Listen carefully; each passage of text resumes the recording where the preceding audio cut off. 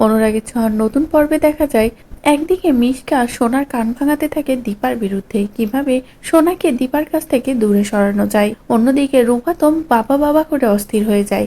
রূপা বৌদির কাছে বারবার জিজ্ঞাসা করে, মামি বলো না আমার বাবা কোথায় থাকে, তুমি তো একটু হলেও কিছু জানো। কিন্তু বৌদি সবটা এড়িয়ে যায়। এদিকে দীপা আসলে দীপার কাছেও রূপা জানতে চায়, কিন্তু দীপা কোনো কিছুই স্বীকার করে না। দীপা উল্টো বাড়ি থেকে বাইরে বেরিয়ে আসে।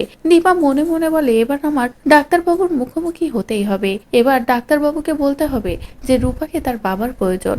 ডাক্তারবাবু যেন রূপার দায়িত্ব নেয়। এদিকে বাড়িতে সকলে যে যার মতো ব্যস্ত হলে রূপা ঠিক সেই ফাঁকে মায়ের পুরনো বাক্সটা বের করে এবং সেখান থেকে বাবার কিছু পাওয়া যায় কিনা সেটা দেখে। কিন্তু সেখানে একটাই জিনিস পায় রূপা, যেখানে তার বাবার ঠিকানাটা লেখা থাকে। রূপা বলে, নিশ্চয় এখানে গেলে আমি আমার বাবাকে পাবো। এদিকে দীপা তো সেনগুপ্ত বাড়িতে আসে।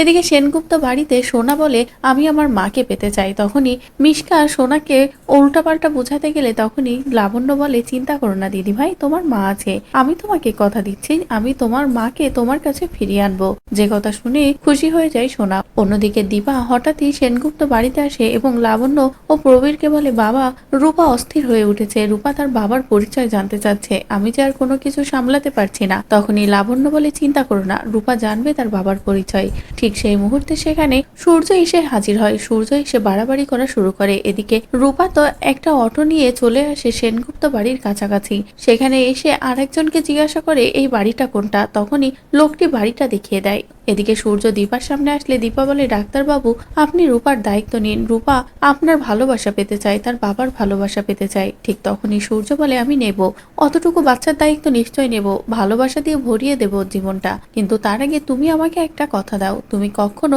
রূপার অধিকার সব তুমি ছেড়ে দেবে, কখনো এই বাড়িতে আসবে না। যে কথা শুনে তো দীপা অবাক হয়ে যায় আর বলে, আচ্ছা আমি না হয় ছেড়ে দিলাম সব অধিকার, কিন্তু রূপা রূপা কি পারবে আমাকে ছাড়া থাকতে? ছোট থেকেও তো আমার গায়ে গা লাগিয়েই বড় হয়েছে, কি করবে ও, ও নিজেকে কি সামলাতে পারবে? এদিকে সূর্য বলে, তা না হলে তুমি এখান থেকে দূরে সরে যাও, কারণ আমার জীবনে তোমার কোনো জায়গা নেই, আমার কাছ থেকে তোমার জন্য দেয়ার শুধু ঘৃণাটাই আছে। যে কথা শুনে আরো কষ্ট পায় দীপা। এদিকে ঠিক সেই মুহূর্তে রূপাও ভিতরে আসে। ভিতরে এসে সব কথা শুনে রূপা বলে, তার মানে আমার ধারণাই সত্য ছিল, ডাক্তারবাবুই আমার বাবা, ডাক্তারবাবু আমাকে কখনো আদর করবে না, কাছে টানবে না।